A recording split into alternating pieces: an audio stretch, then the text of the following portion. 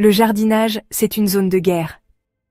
D'un côté, t'as les puristes du bio, qui prêchent le compost et le fumier comme si c'était un rituel sacré.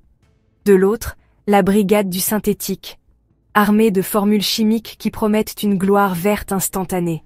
Mais, et si je te disais que les deux camps se trompent? Et si le vrai secret d'un jardin parfait ne consistait pas à choisir un camp, mais à briser toutes les règles? Bon, parlons engrais. Parce que si tu cultives autre chose que de l'angoisse existentielle, tes plantes ont besoin de manger. Et c'est là que ça devient controversé. Les engrais organiques viennent des restes de la nature, compost, fumier, poudre d'os, tout ce qui sent bon. Ils prennent leur temps, nourrissant d'abord le sol avant de donner aux plantes ce dont elles ont besoin, comme un plat mijoté pour ton jardin. Ensuite, il y a l'engrais synthétique, fabriqué en laboratoire.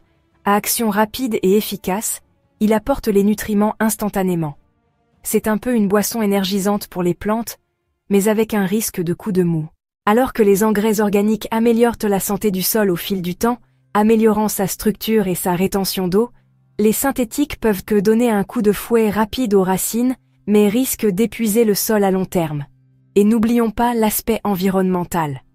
Les engrais organiques se libèrent lentement, ce qui signifie moins de ruissellement dans les cours d'eau, tandis que les engrais synthétiques, s'ils sont surutilisés, peuvent entraîner de la pollution et ces proliférations d'algues toxiques pas très sympas. Mais la vitesse compte aussi. Certaines plantes ont besoin de nutriments le plus vite possible, rendant les engrais synthétiques tentants, alors que d'autres bénéficient du soutien à long terme des organiques. Côté coût, les engrais synthétiques sont souvent moins chers au départ, mais si ton sol est bousillé, tu pourrais payer plus cher pour le réparer. Les engrais organiques peuvent être chers aussi. À moins que tu ne compostes, ce qui est gratuit, mis à part l'effort et les cauchemars occasionnels liés au verre. Alors, quelle est la meilleure approche? Eh bien, tu n'es pas obligé de choisir un camp. Beaucoup de jardiniers mélangent les deux. De la matière organique pour la santé du sol à long terme, avec un petit coup de pouce synthétique quand c'est nécessaire. Au final, il n'y a pas de réponse unique, juste des choix.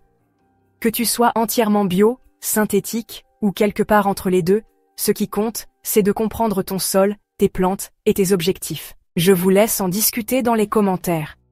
Vous êtes team bio, team synthétique, ou team tout ce qui maintient mes plantes en vie?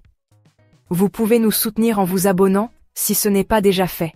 Prenez soin de vous, prenez soin de vos proches, et je vous dis à très vite dans une autre vidéo.